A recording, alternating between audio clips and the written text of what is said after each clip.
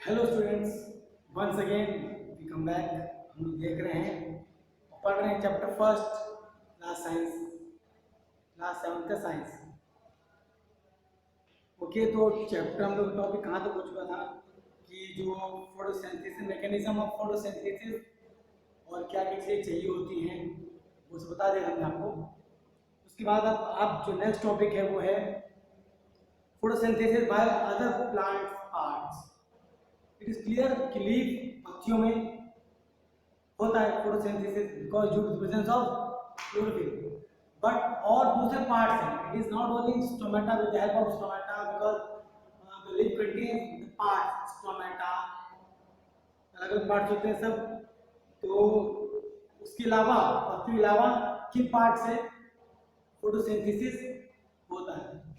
वो है वो पार्ट, चाहे स्टेम हो, कोई भी पार्ट जो हरा होगा, the green part of plant, पेड़ का कोई पार्ट जो हरा होगा उस पे फोटोसिंथेसिस होगी, प्रोसेस होगा। तो that means stem, leaf, yes we know the leaf is a part, but on the other side stem, stem जो तने होते हैं वो भी हरे होते हैं, ग्रीन होते हैं। इट कंटेन क्लोरोफिल, उसकी में से भी ये सब चीजें फोटोसिंथेसाइज होता है। That is common, it should be noted that only the green stems and branches photosynthesize. Okay, now synthesis of plants, foods other than simple carbohydrates. Here we will read the carbohydrates such as glucose, starch and products of photosynthesis. ये उसके photosynthesis process बाद बनने वाले product होते हैं।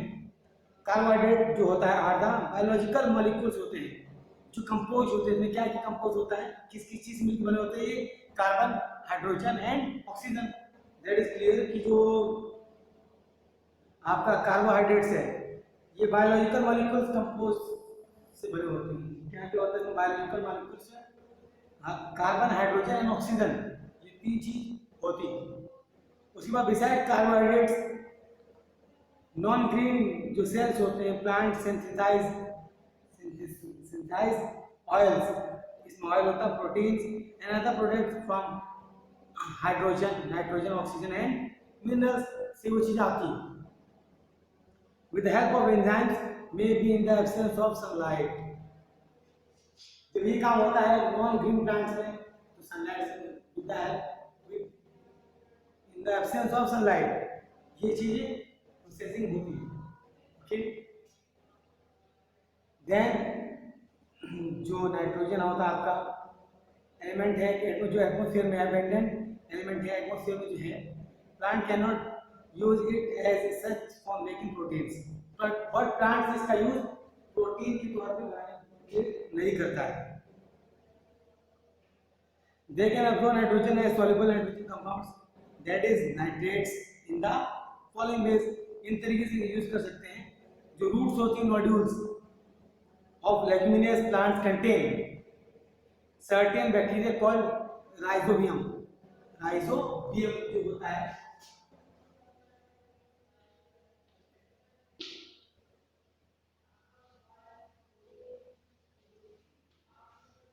Rhizobium जो होता है आपका लेग्यूमिनस प्लांट होता है जिसमें बैक्टीरिया होता है जो लेग्यूमिनस प्लांट में होता है।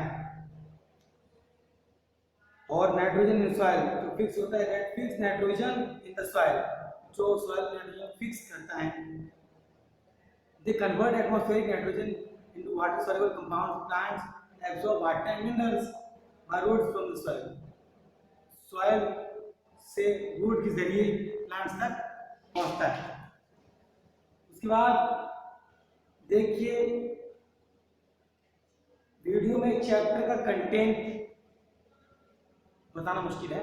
जो आप वीडियो है, जो टॉपिक्स हैं, yes we can read through the topic, हम आपको सब चीज बताएंगे, लेकिन इसके बाद आप लोग चैप्टर पढ़ेंगे, रीड करेंगे। जो चीज रह जाती है, जो समझ नहीं आता आपको, वो लोग आप बाद में हमसे पूछ सकते हैं।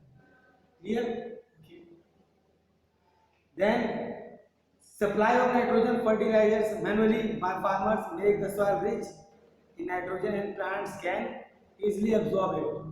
आप सभी जानते हैं जो नाइट्रोजन होता है, सभी जो फार्मर्स होते हैं, किसान खेती करते हैं, वो farmers make the soil rich nitrogen fertilizers use करते हैं जिससे सॉइल नाइट्रोजन एक लेवल नाइट्रोजन का मेंटेन रहता है। इंपॉर्टेंस ऑफ फोटोसिंथेसिस क्या होता है? क्या फोटोसिंथेसिस नहीं होगा तो क्या नहीं होगा? इसकी इंपॉर्टेंस ये महत्वपूर्ण क्यों है, आवश्यक क्यों है? It help in conversion of the light energy of sun into chemical energy of food by green plants. Green plants इसमें सनलाइट को केमिकल एनर्जी में कन्वर्ट कर देते हैं।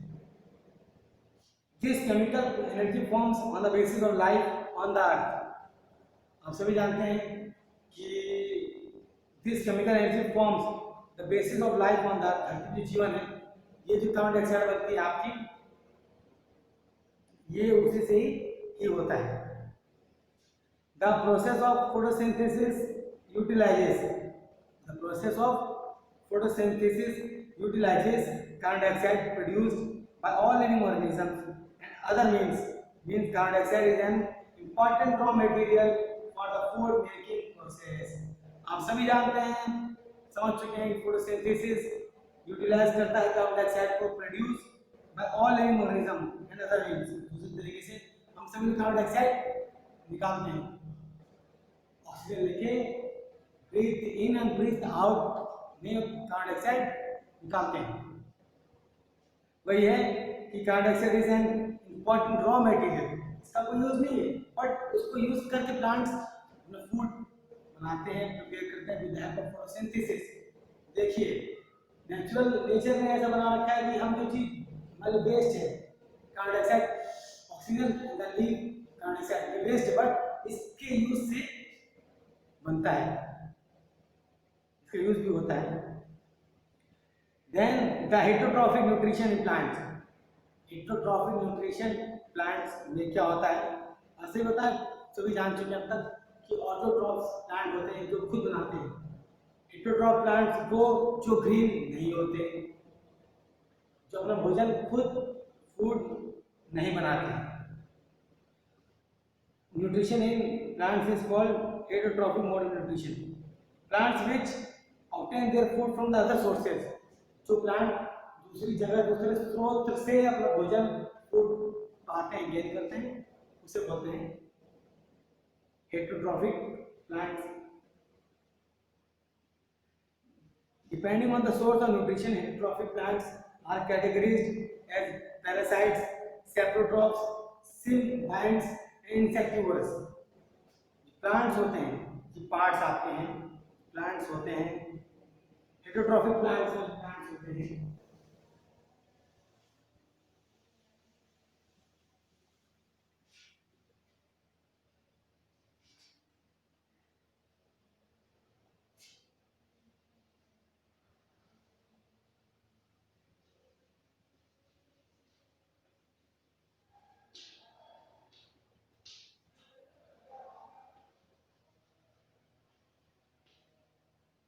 जो हेटरोट्रॉफिक प्लांट्स होते हैं वो 4 चीज में कैटेगरीज किए गए हैं, जैसे पैरासाइट, सैप्रोट्रॉप्स फर्स्ट है,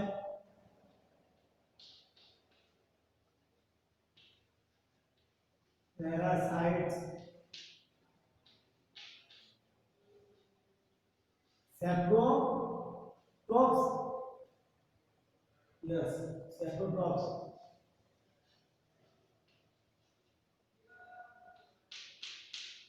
then symbionts and insectivores।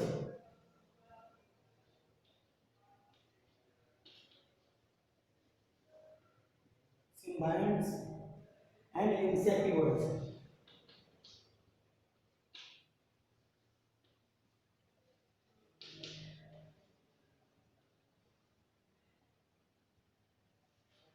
ये प्लांट्स होते हैं जो हेटरोट्रॉफिक प्लांट्स, इनको कैटेगरी में बांटा गया है। पैरासाइट्स सेप्रोट्रॉप्स, सिमाइड्स एंड इंसेक्टिवोरस, जो पढ़ेंगे आगे आप।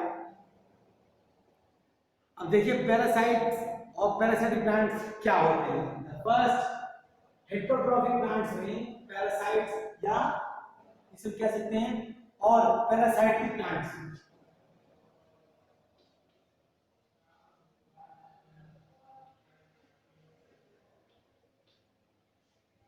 पैरासाइटिक प्लांट्स क्या होते हैं, तो आप सभी जानते हैं कि ये सब होते हैं heterotrophic plants. Parasites observe their food from the other living organism, सब जानते हैं आप कि दूसरे से ऑब्जर्व करते हैं। ऑर्गेनिज्म फ्रॉम व्हिच पैरासाइट्स से observe their food is called the host, जिसे ऑब्जर्व करते हैं उसे बोलते हैं host. For absorbing food from the host, they develop special sucking roots called ostoria. इनके पास एक स्पेशल सकिंग रूट्स, जड़ें होती हैं जो स्पेशल सक करती हैं, बहुत जल्दी सोख लेती हैं, चूस लेती हैं।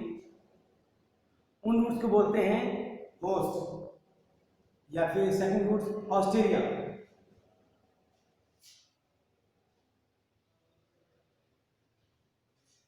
ऑस्ट्रेलिया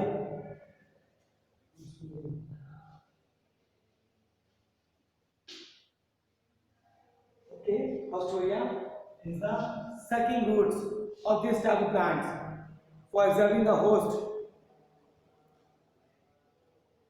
इसे कहते हैं, जैसे एग्जांपल इसके हैं डॉडर एंड अमरबेल, स्वरलता, ये जो प्लांट्स हैं इनके एग्जांपल्स हैं। Then the things, the next thing we are talking about, जो आपके नेक्स्ट थिंग्स है वो है cuscuta develops special small roots. जो रूट्स होती है अलग अलग प्रकार की रूट्स होती हैं जो ऑब्जर्व करती हैं, वही सब दे रखा है, इसमें आप पढ़िएगा। Leaves the whole plant deficient essential nutrients because it derives the entire nutrition from the stem of the host. Rafflesia सबसे बड़ा फ्लावर होता है, Rafflesia. Rafflesia is the flower, the biggest flower, biggest flower. Yes, the sucking जो roots होती हैं plants की अलग अलग होती हैं, जो हमने देखा है उसके according. Cuscuta as a total stem parasite, Cuscuta plant जो होता है ये टोटल स्टेम पैरासाइट प्लांट्स हैं। एंड देन रफ्लेशिया हम बता रहे थे आपको, ये it is found in red forest of Sumatra, Borneo and Borneo में मिलता है।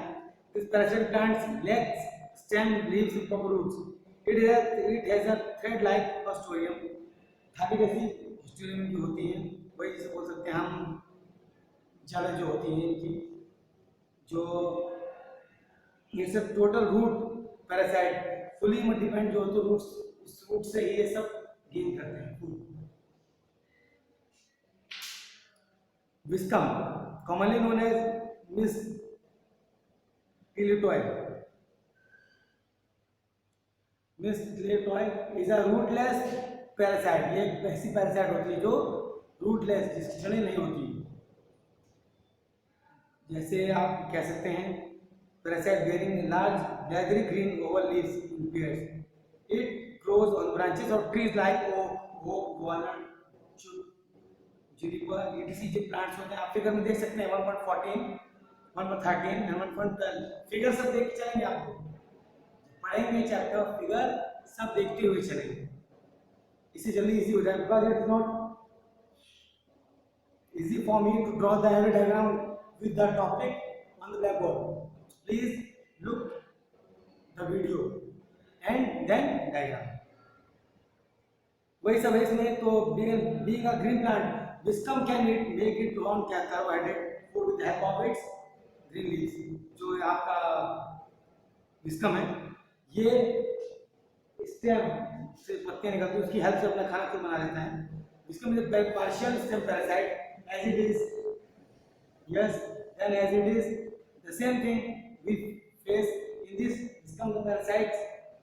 These all things as it is partially dependent on the stem of host for its liquid nutrition. Then the saprotrophs, the second one is the saprotrophs। इसमें क्या आता है? Saprotroph means sapro means rotten, troph means modern nutrition. किस तरीके से जो rotten बहुत घुमावदार होती हैं। लैक क्लोरोफिल, क्लोरोफिल इसमें होता नहीं है कमी से। Other they for food they depend they food dead and decaying plants animals bodies, जो प्लांट सड़ जाते हैं, बॉडी एनिमल्स बॉडी सड़ जाती है, डिकेइंग खराब जाती है, उनकी हेल्प से ये से लेते हैं, ऑब्जर्व करते हैं। तो अक्सर देखो saprophytes include microorganism like fungi and bacteria. Most common saprophytic fungi include mushrooms. आसपास की मशरूम्स जो होती हैं आपकी, ये सिर्फ अक्सर देखा होगा आपने, अक्सर जो गोबर होता है, जब डस्ट कोई गार्बेज पे पड़ाओ साइड में, उससे जब जहाँ पे सारे न्यूट्रिएंट्स हैं तो साइड में जब मशरूम निकलता है, देखा होगा आपने, वो सारे न्यूट्रिएंट्स मिलके उससे कोई आवश्यकता नहीं है कि वो सनलाइट की हेल्प ले, नहीं, बिकॉज खुद से अपने आप से हेटेरोट्रॉफिक प्लांट्स होते हैं, जो वाइट होता है मशरूम फंजाई सब अपने आप फूड मेंटेन कर लेते हैं। अब पढ़ लेंगे Mucor Rhizopus, commonly found words हैं म्यूकोर राइजोपस, पेनिसिलियम एंड एस्पेजिलियस जो मिलते हैं। अक्सर आप देखो सेप्रोट्रॉफिक न्यूट्रिशन, देखिए इसमें दे रखा ब्रेड में बियर स्पोर्ट्स ऑफ कलर्स में भी पेल येलो, अक्सर देखा ब्लैक ब्लू ग्रीन और ब्लू पड़ जाते हैं ब्रेड पे। Saprophytes secrets digestive juices and dead matter to convert into soluble from the and then absorb their nutrition. जो रोटी में फफूंदी लग जाती है, उनको कहाँ से मिलते हैं न्यूट्रिएंट्स? अगर पानी होता है, चीज तो होती है, उससे फफूंदी फंगस सब लगती है, न्यूट्रिएंट्स जो इसे बोला गया है ये वही है। आप देख सकते हैं, आसानी से समझ सकते हैं, और नहीं समझे तो प्लीज पूछिएगा।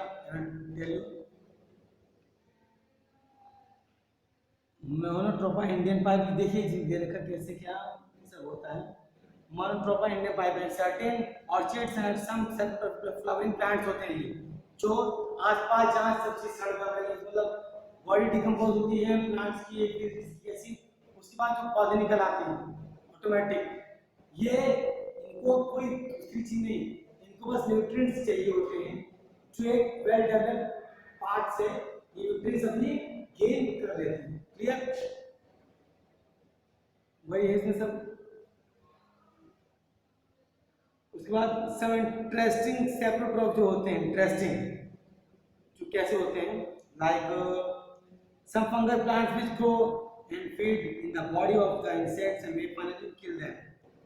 कुछ फंगस प्लांट्स होते हैं which grow and feed on the body of insects, insects की बॉडी में मतलब फंगस ग्रो होते हैं और इंसेक्ट उसको जो आते हैं उसी को खा के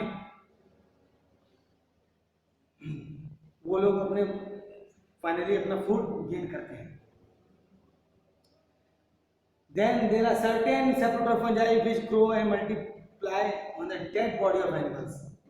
Dead body of animals ये वो अपने आप बनते हैं। Symbionts और symbiotic plants, symbionts इसे symbiotic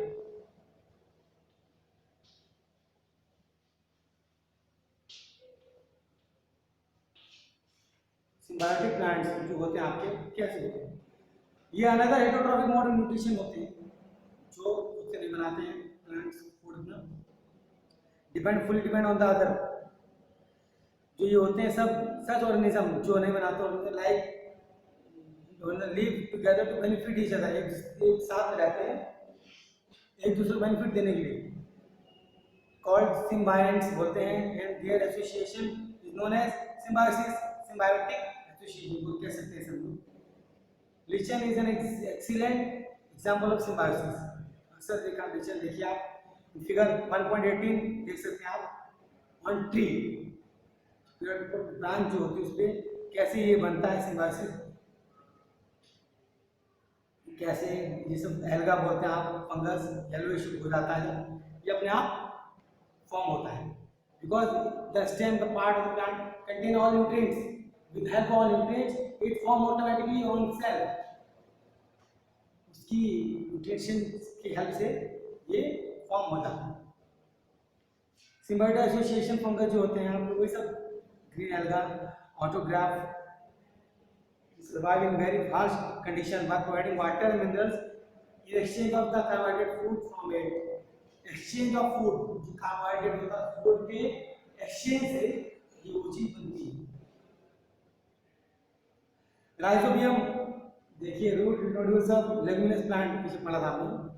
the rhizobium bacterium in the root nodules of pea and other leguminous plants is another good example of symbiotes. दूसरा गुड एग्जांपल है symbiotes.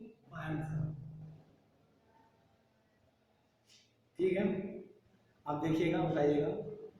Rhizobium fixes atmospheric nitrogen into usable form of nitrogen and supplies nitrogenous nutrition to the roots of leguminous plants in exchange of water and carbohydrate food. It is also enriches soil with nitrogenous minerals. उसकी help से बनता है। अच्छा, carnivorous और insectivorous plants. Insectivorous जिसे बोलते हैं carnivorous, कह सकते हैं आप।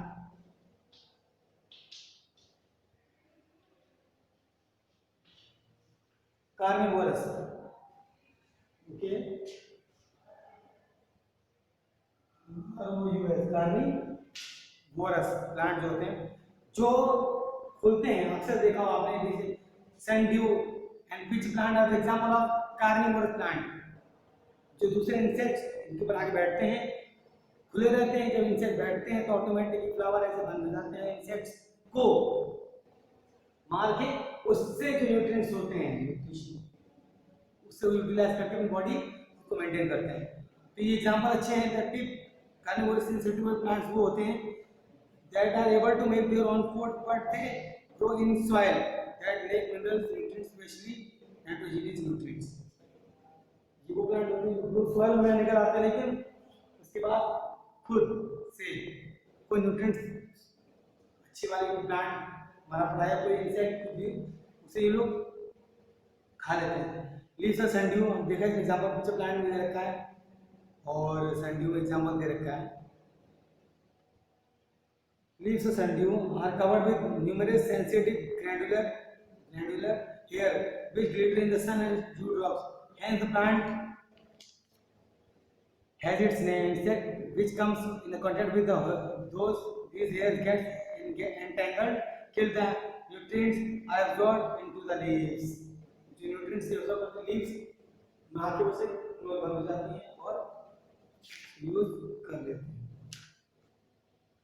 Venus flytrap and Utricularia are the examples of insectivorous and carnivorous plants. How is soil enriched with nutrients? Here in this video, now in this topic, how is soil enriched with nutrients? ये तो आपको पता चल गया कि plants nutrients कैसे लेते हैं, फूड कैसे लेते हैं, बट सॉइल में ये चीज कहाँ से आता है? How soil is enriched with nutrients? कैसे? सॉइल मिट्टी में होता जो हेल्प द रूट्स जड़ों से पेड़ तक पहुंचता है सॉइल से। तो सॉइल में वो चीज, मिट्टी में वो चीज कहां से आती है? न्यूट्रिएंट्स कहां से आते हैं? वही है कि plants obtain minerals nutrient from the soil. Nitrogen, phosphorus and potassium are the prime nutrients required by plants for their growth and nutrition. जो मिट्टी को जो चीज चाहिए होती है, आप देख सकते हैं कि मिट्टी सॉइल जो होती है उसमें जो न्यूट्रिएंट्स हैं, उसे जो न्यूट्रिएंट चाहिए होते हैं वो क्या होते हैं? Nitrogen, phosphorus and potassium are the prime.